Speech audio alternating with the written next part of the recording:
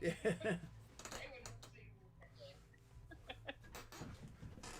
The crash jokes. Well, it's Yeah. an excellent connection again. So this one will be. I really should change the topic. Like this is all talking about episode 10 of SAS Australia.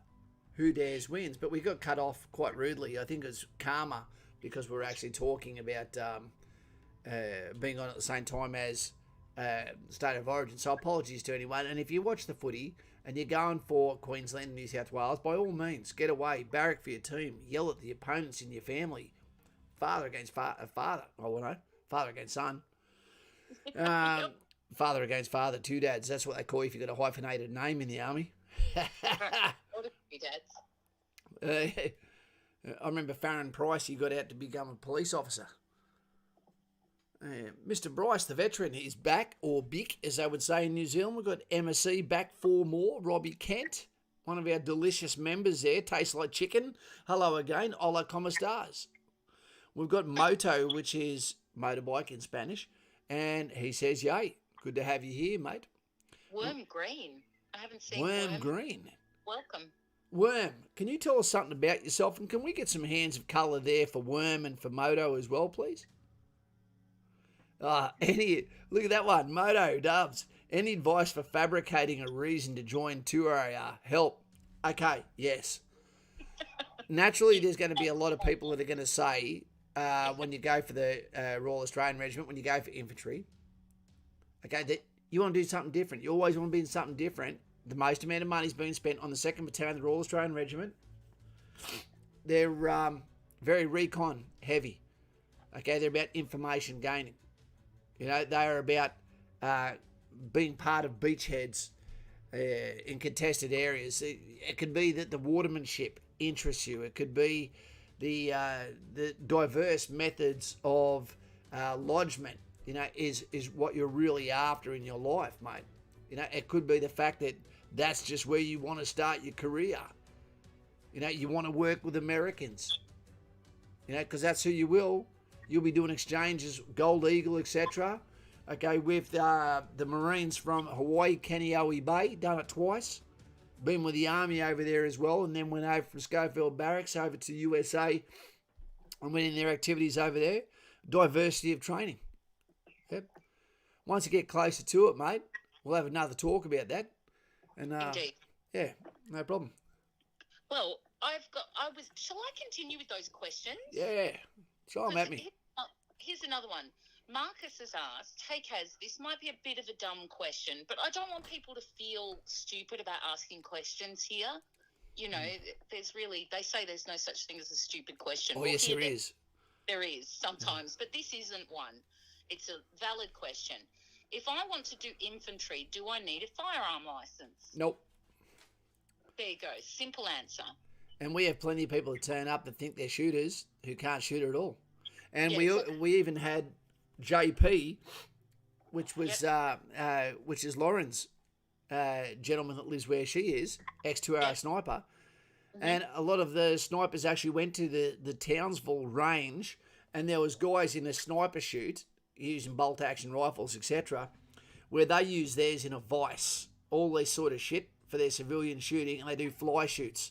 I can't remember what the distance was, but there's a fly on the target, and your object is to hit that. 400, because John Paul's got the little patch from it with the fly on it, and I think it's, you know, so I think it's 400, it says on it, but I can't remember what the actual measure is.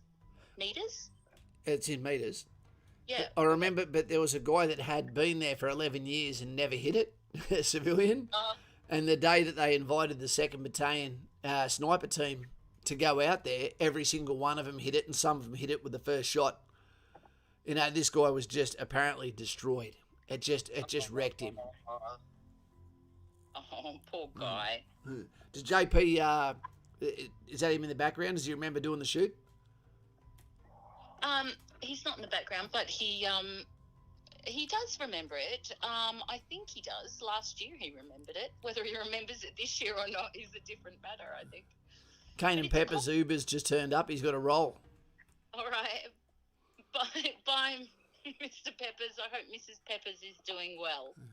Ashton just asked how to get into sniper school. Basically, mate, you get into infantry, and then from there, snipers is like surveillance, it's like recon, it's like pioneers, it's like DFSW, it's like mortars, it's like signals. You ask to go there. And then from there, you do a course, and then from there, if they still want you to progress on that, okay, to become a shooter, then that's how you go about it. So you just ask for it. You say, that's where my flavour is, and they'll see what's going on. Yep. We've got to sort of talk a little bit about what happened in the SAS Australia. Yep. Because that's what the thumbnail actually says. Yeah. Just don't play any footage. No. You can talk about it. So basically what we saw was a lot of lessons learned. And it was about male-female open division. Okay, where they are pressed by climatic, traumatic, weather, and occupational standards that you wouldn't get by within the civilian world. And that's designed to put the pressure on your soul, on your phobias, on your ability to keep going before they actually give you an activity. Now, the first activity, everyone passed, and everyone passed well. And it was a memory game that was also thrown into, which is the number behind where I'm speaking now that you can see. I think 0461 or whatever it is. And basically they had to go through a hole in the ice, go 2.5 metres plus in 1 degree temperature water, and then come up the other side, and then be able to logically be able to control themselves, communicate in adverse conditions, and then be able to regurgitate a piece of detailed information back to the DS. And if they could get it right and still maintain their ability to cope in that condition, which I don't know if I could, especially as you get older and if you've got skinny legs, and then they get out, roll in the snow, which I didn't know is a good way to also get water off you, roll in the snow, and apparently the snow actually might turn it to ice. I don't know. And then they go and get changed. And then they went for a 10-kilometre enduro run, which went for 10 kilometres, towing their equipment like it was a dog sled. And that was to basically see who had the ticker. It doesn't matter how long. You just had to finish, but they were going to choose 2 people that they'd had out on parade and said, based on the way you go, is 2 people are leaving tonight. And they did just that. It wasn't the 2 people that came last. You weren't running for the position. You were running so they could see what sort of fibre, ticker, character that you were able to stick with, maintain with, be able to fight through, not give up. And none of them gave up. And they still managed to find 2 and said, okay, we're going to get rid of you, Mr. Faras, number 11. And they got rid of Candace Warner, which surprised me, but we don't see what happens off cameras. But they understood why, and then it switched from being tough cop over to good cop. And then they got told, okay, no worries, here's a phone, call your loved one, and mucho respecto, you've done a fantastic effort, and all the best of your life. I'm actually really, really impressed with the people. And I'll take, hey, Leo, how you going, mate? I'll throw a Nutsu cow to you, mate. Good old Leo. The jester, he's always here. He is. He's good value as the jester. If you go to Patreon, the jester will be there juggling fire and swords for you. And you know what? I upload a video. The jester's there juggling fire and swords for me too, as a member of your legion. He's great. My eyes just went blank. Simon Powell was trying to talk. What are you after, Raffy? I couldn't see what you were saying. My eyes aren't working properly. Rob Wall is here. Who? Rob Wall. Hey, Wooly. How you going, mate? How you doing? Don't go and get the Kiwis all excited seeing your surname there, Mr. Wool. I always remember those lovely coins he sent you that time. Yeah, they're beautiful. I still juggle the, not juggle, but still have the little green bag with the Roman coins, authentic Roman coins, sesterces, if you will, and just play with them in my hand because Rome is my favourite subject. Yes, I've been quite interested in it lately too. It is. It's good. Worm green. Yeah, I did. Did you? I'm not sure what that was about. That in his preferred roles or something. I think Worm Green is on his way. I'm not sure. I could be wrong about that. Today he had his careers coach chat with the ADF. He wants to be a driver.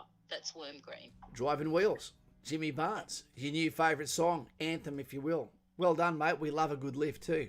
Not that they let us in trucks anymore. It's not like all of a sudden trucks killed so many in the past. I don't know what's happening with our army at the moment, where they're getting so cotton woolized that they forget that we're trying to go overseas. We go to fight, to go and look for the wolf. And just because someone's not infantry doesn't mean they might not be the first point of contact. You know? Yeah. Drunk Aussie is off. Bye, Drunk Aussie. Bye, Drunk Aussie. What was your flavour tonight? Better not be Pepsi. Do you think he's always drunk? You know we've got a drunk Irishman and a drunk Aussie in here that are regulars. Well, I've had drunk duck before. What was that like? Oh, shit. Do you know, I'm not a fan of duck. I don't understand it. You know, like the Peking duck, sometimes I have it a little bit, but a couple of times when someone goes jack and everyone orders something and puts it in the centre of Chinese food table, there's always that idiot that goes off the reservation and orders like lemon chicken or Peking duck, and you're going, I don't want a gob full of bones. You can have some satay combination, or you can have some Mongolian lamb. Yeah, you could do that. That'd be nice. You know, king omelette or something. I roast a duck most Christmases, but it's got to do with the skin. You've got to get like an air pump in between the fat, between the flesh and the skin for it to go crispy. It's kind of complicated. Too much bloody work, and you can buy it already cooked properly. It is. And then when I cook it every year, because everyone expects me to roast a duck, even if we're having the meat cold. And then every year we've got leftover duck. And I think, why do they keep wanting me to cook it? Don't know. There's nothing wrong with a sausage roll, cut it into 6 ends and put it into the oven. It cooks quicker. Dinner. Yeah. It's lunch. You can't do that. I cook for a week before Christmas. Steve-O was saying Battle of Long Tan demonstrates that case. Which one was that about? I don't know. Which one was that? Sausage roll? No. I'm not sure. No, it was about the sausage roll. What were we talking about a few minutes ago? I don't know. I'm trying to backtrack. Just remind us what that point was. Australian Army don't get deployed to the Middle East anymore, I don't believe. And if they do, they're not going to be for much longer, because guess what? The Commander-in-Chief has just said he wants all troops pulled out of Afghanistan and Iraq. Okay, and all of them out by May next year. But at the start of the year, I think the 15th of January, wants that to be 2,500 per place as he does a strip down as a demonstration of peace in the Middle East, which looks like it's going swimmingly at the moment. Bless him. Look, there's a jaundiced cow from Mullet Man. Mullet, you could have spent that on a haircut, sir. Thank you very much. This is coming out to you there, Asian cow. Thank you very much. I'm giving you the tentacle, and look, 2 for 1. It's a kraken. Feed him a mother-in-law. I accept. That should make him happy. Welcome, calamari. I really feel like some of my famous garlic sauce. You know, I reckon Mullet Man, it's the best. Mullet is a fish that I grew up on, and I tell you, I couldn't eat it now. I couldn't do it. You couldn't? Tassie Devil has speaking of your garlic sauce, Tassie Devil there has a great suggestion. What about when we hit 10,000K, you actually give us the mythical garlic sauce recipe? Why don't you make a little cooking video, instructional video for us all? Yeah, I could definitely do that. That would be a very interesting one. You know, and the garlic sauce I cook, it takes a while to make. You know, there's none of this put it in the microwave, stir it Sally. You know, I take it very, very seriously. I taste test it with the same spoon multiple times to the point I don't even need to consume what I eat, what I cook. I always make more than I need. And the Singapore sauce that I do is also just as good. That sounds good. It is. It's delicious. And when I do the velveting of meat, when that comes together. Talk about that. Yeah, I can't wait till you cook for me. It's not bad. It's not bad. It's worth staying for, ladies. Hibiscus. Thanks, Mullet. That's, come on. It's Moulet. Yeah. No, come on, We're not common here. Our tropical flower hibiscus. I actually have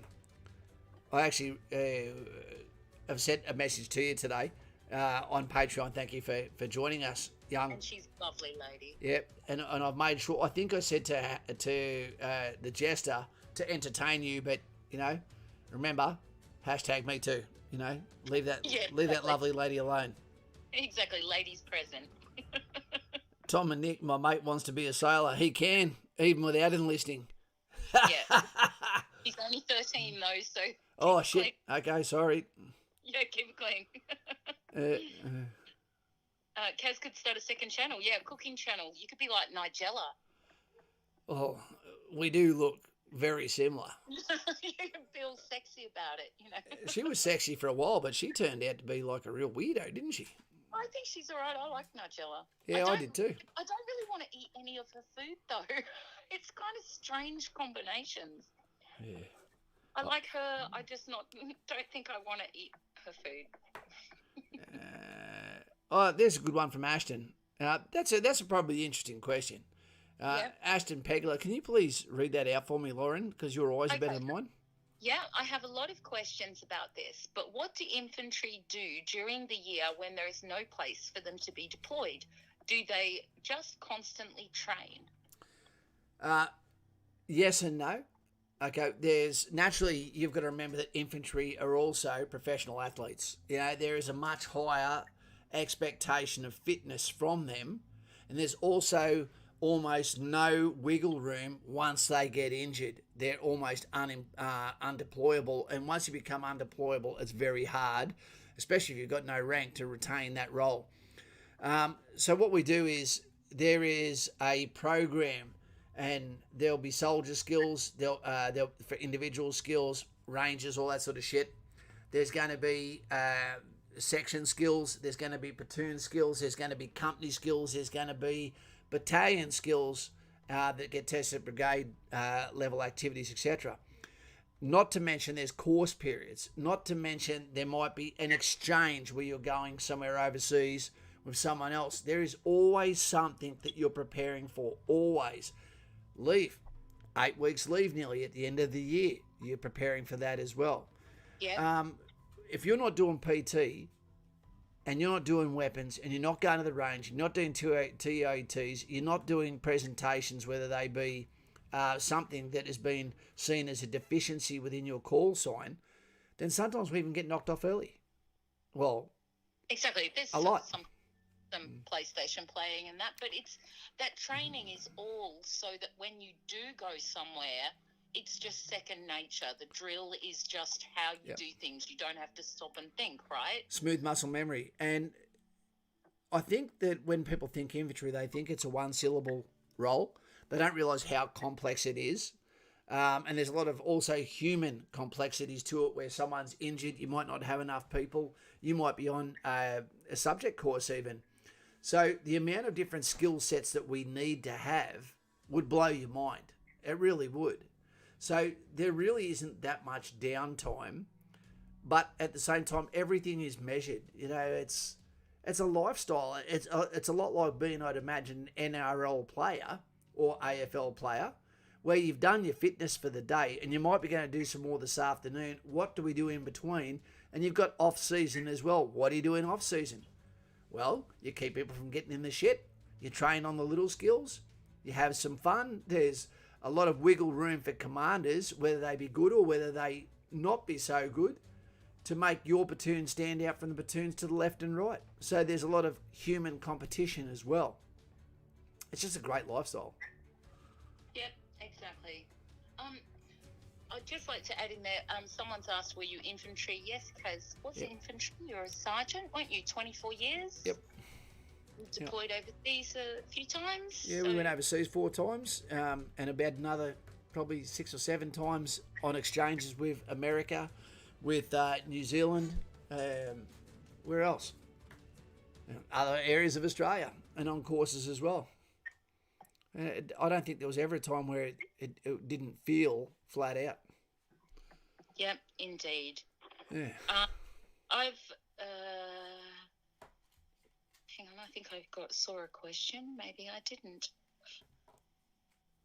Maybe I didn't. I've lost it now. Oh, Tom and Nick's Aviation, how many push-ups and sit-ups do I need to do to get ready for infantry? He can do 300 sit-ups and 60 push-ups. 60 push-ups is a great start, mate. You'll never need to do 300 sit-ups. But I'd like to see a video of you doing it on time lapse. That'd be funny. Mate, that sounds fine. Sounds fine.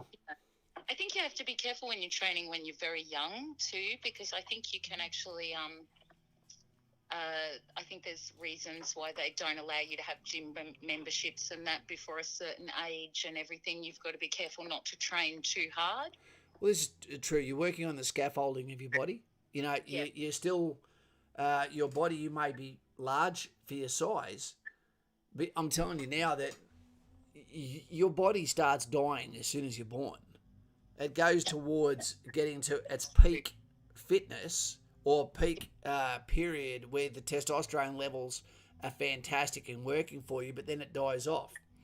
Yep. And you only have so many push-ups in your wrists. You only have so many kilometres in your legs, and you'll never know that because every person's different.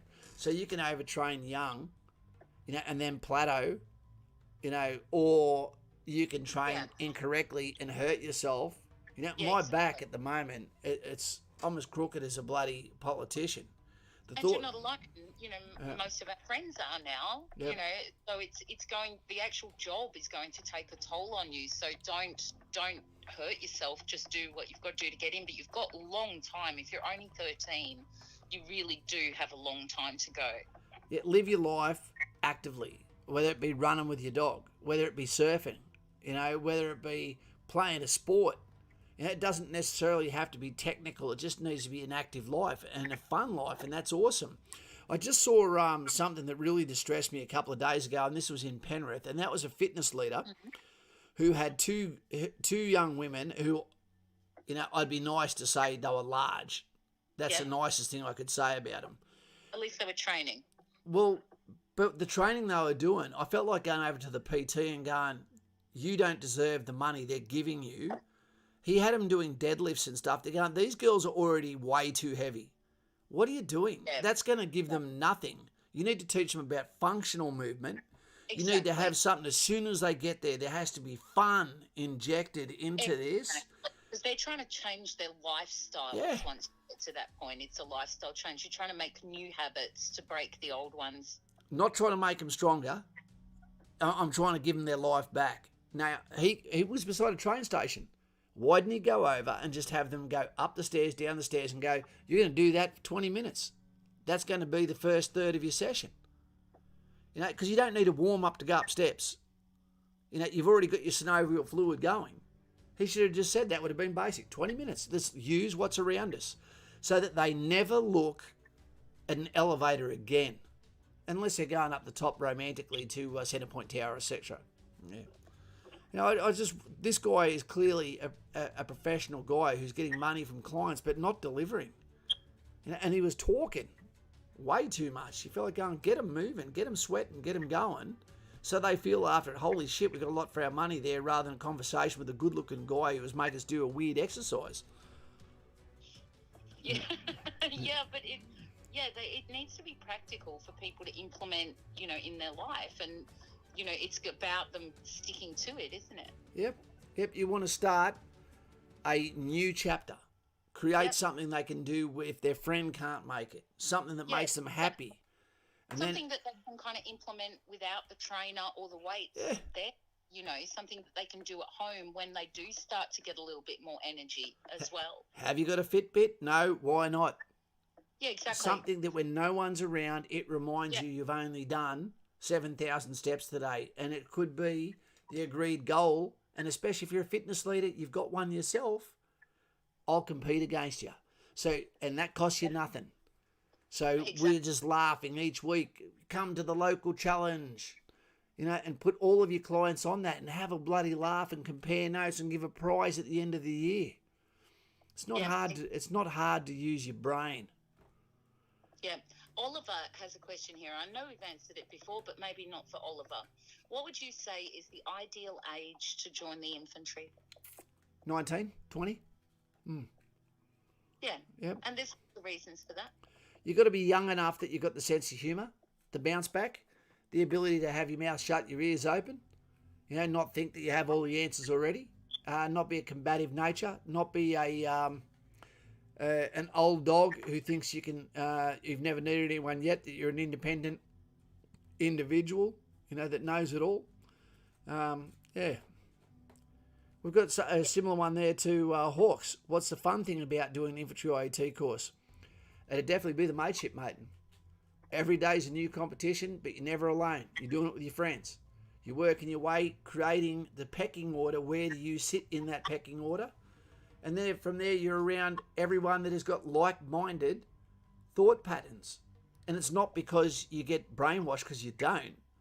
You're already around people that think and want to be and be tested around you.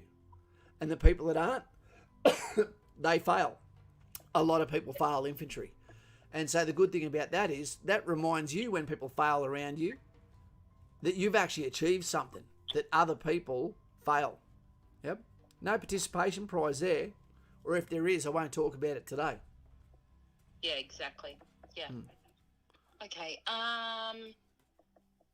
Please, people, could you please just try, if you haven't been to the recruiting website, don't, when you're coming here and asking questions about height maximums and minimums and things like that, and if people in chat have already answered your question, don't keep repeating it because it makes you look totally desperate for Kaz's attention, and that's actually the quickest way to not get Kaz's attention.